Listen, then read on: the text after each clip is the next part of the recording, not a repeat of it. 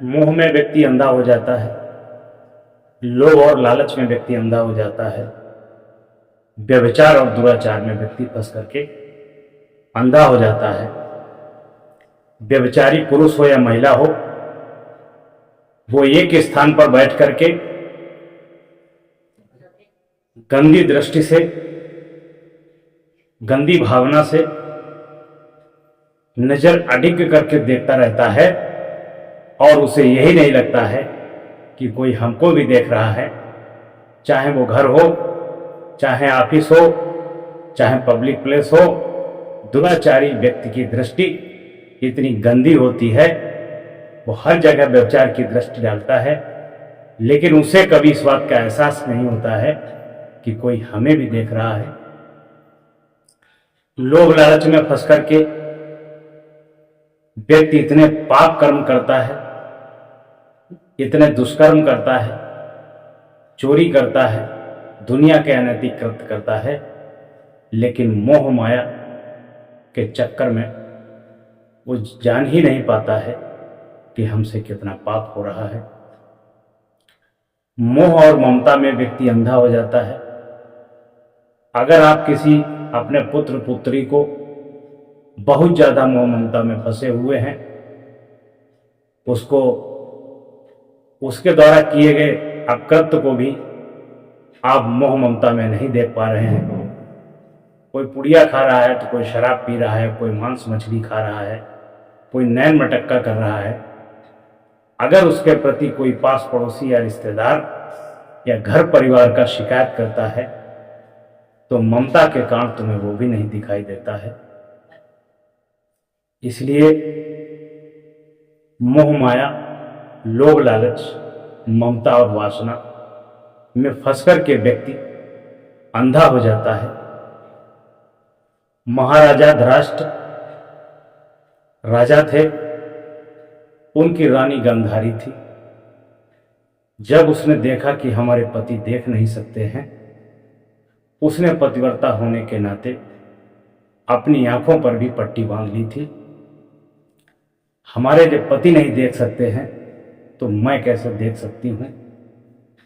उसने पतिव्रता होने का परिचय दिया, लेकिन उसने आंखों पर ऐसी अपनी पट्टी बांधी कि उसके बच्चे बिगड़ गए और गलत रास्ते पर चले गए। इसी प्रकार से न जाने कितने माता पिता ने लोभ लालच के कारण, बच्चों के स्नेह ममता मोह के कारण अपनी आंखों पर पट्टी बांध कर रखी है। 30 साल की आयु हो गई, 35 साल की आयु पुत्र पुत्री की हो गई, लेकिन विवाह के बारे में कोई जिक्र नहीं, कोई एफर्ट नहीं कि इनका विवाह करना भी है। इसकी दो बातें हैं, या तो वो पैसा देखते हैं कि इसमें बहुत धन का खर्चा होगा, या तो उनके पास इतनी समृद्धि नहीं है, या तो वे बच्चे के मुंह में फंसे हैं, जैसा बच्चा कह रहा है वैसा वे मान रहे हैं। यदि माँ बाप अंधे हैं तो कम से कम भाइयों को देखना चाहिए कि हमारे भाई की शादी की अवस्था हो गई, बहन की शादी की अवस्था हो गई, इसकी शादी करके अपनी जिम्मेदारी से निर्वृत्त हों, इसे भी संसार में जीने का मौका मिले।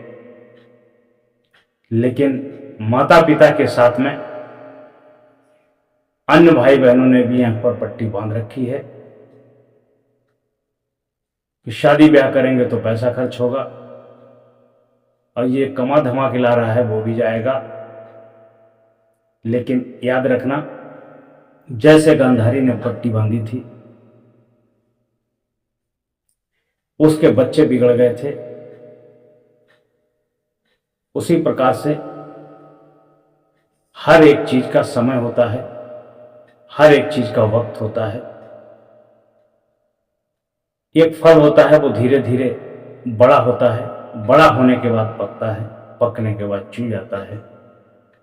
यदि फल को समय से ना तोड़ा जाए तो फल भी खराब हो जाता है। भोजन को समय से ना खाया जाए भोजन भी विषाक्त हो जाता है। 56 प्रकार का भोजन जो दुनिया के स्वाद देता है, अगर उस भोजन को समय से पहले ग्रहण न किया जाए तो वो भोजन भी विषाक्त हो जाता है। उसी प्रकार से मनुष्य का जीवन भी है। किस उम्र में खेलना है, किस उम्र में शिक्षा अध्ययन करनी है, किस उम्र में संस्कार देने हैं और किस उम्र में शादी विवाह करना है। शादी विवाह करने का सही समय 20 से 25 वर्ष का है, लड़का हो चाहे लड़की हो, क्योंकि 25 वर्ष तक वो अपनी शिक्षाएं भी पूर्ण कर लेता है, बुद्धि भी परिपक्व हो जाती है, मैच्योर हो जाती है, अच्छे भूले का और जिम्मेदारी उठाने का उसे संपूर्ण ज्ञान भी हो जाता है। अगर 35 साल की अवस्था में वो शादी करता है, वो चाहे लड़की हो चाहे लड़का हो, तो कब उसके बच्चे होंगे, कब वो बच्चों को शिक्षा संस्कार देगा, कब बच्चों को प्यार देगा, कब बच्चों की शिक्षाएं होंगी। और जब तक तुम्हारा शरीर पता नहीं उस लायक रहेगा कि नहीं रहेगा, इसलिए समय रहते सारे काम कर लीजिए, जिम्मेदारी से मुक्त हो जाइए।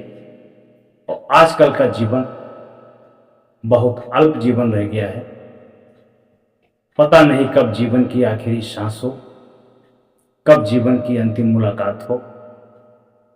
इसलिए समय रहते रहते अपनी जिम्मेदारी से मुक्त हो जाइए।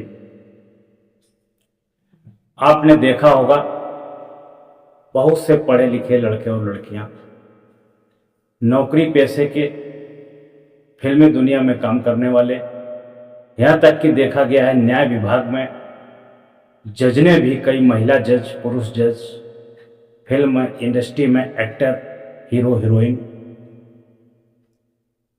जिन पर अधिक ध्यान नहीं दिया गया, जिनके माँ बाप आंखों में पट्टी बांधे रहे, उन्होंने अपनी मनमानी से, अज्ञानता से अंतरजातीय विवाह किए, भाग करके विवाह किए और ऐसी उलझन में फंसे कि पता लगा अंत में जब कोई रास्ता नहीं सूझा तो उन्होंने सुसाइड कर लिया, जान दे दी।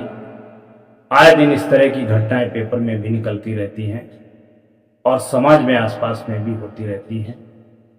इसलिए कृपया करके गांधारी की तरह आंखों से माँ बाप पट्टी हटाएं और जो बड़े भाई बहन हैं वह भी आंखों से पट्टी हटाएं।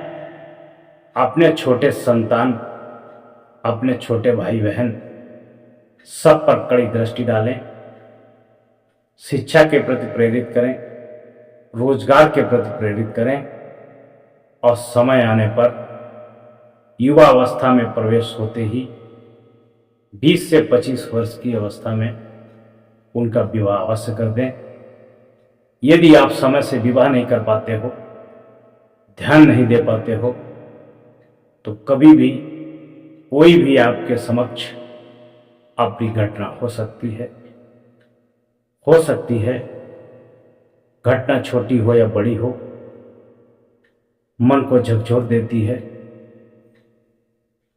सबसे खतरनाक घटना इस संसार में अगर कोई है तो वो इस समय वासना है।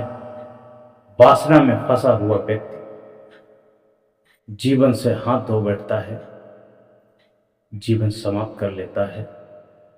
इसलिए अपनी जिम्मेदारी को वो खूबी निभाएं और बच्चों का समय से विवाह करें। ये प्रत्येक माता पिता का कर्तव्य है।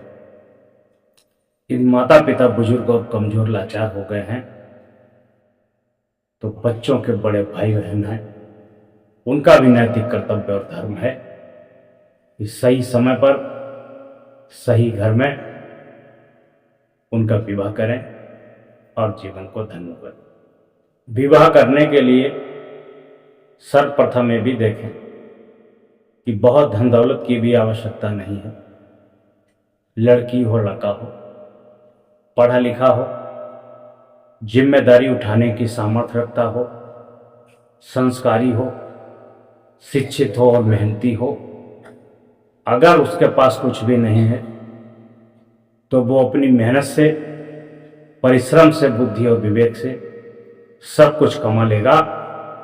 यदि उसके पास दुनिया की खुरापात और बुराइयां हैं, नशा करने की आदत, जुआ खेलने की आदत, शराब पीने की आदत, व्यभिचार करने की आदत, जो उसके माँ बाप ने कमा के दिया है उसे भी मिटा देगा। इसलिए जहाँ बेटी का विवाह करिए, उस गांव में, उस शहर में पहले से व्यक्ति आपके परिचित हों, ताकि उन लोगों के माध्यम से आप समझ सकें कि लड़के में क्या गुण है, क्या अवगुण है, क्या उसकी प्रॉपर्टी है, क्या उसका कमाने खाने का जरिया है। इसी प्रकार से लड़की का भी होना चाहिए कि क्या परिवार की जिम्मेदारी उठा सकती है, क्या परिवार को संभाल सकती है। बहुत से शराफियों को देखा गया है कि वह गए और उन्होंने मांस मदिरा का सेवन किया, खूब खाया पिया और मौज उड़ाया, रिश्ता पक्का कर दिया। जब बेटी गई तो खुली पोल, बजी ढोल कि उसके पास तो कुछ है ही नहीं, दुनिया का नंबर 1 लफंगा, रात को शराब पी पी के आता है, जब कहो तो मारने दौड़ता है। ऐसे घर में बेटी को फांस दिया, जिंदगी नरक बन गई। इसलिए जहां भी नया रिश्ता करो तो उसकी बढ़िया से छानबीन करो, चाहे लड़की का रिश्ता हो, चाहे लड़के का रिश्ता हो। और उस गांव में भी, उस शहर में भी कुछ अपने रिश्तेदार के रिश्तेदार, मित्रों के मित्र लगा दो, ताकि वो तुम्हें उसकी जानकारी दे सकें कि वास्तव में रिश्ता करने योग्य है अथवा नहीं। यदि रिश्ते के चुनाव में चूक गए तो सारी जिंदगी पछताना पड़ेगा।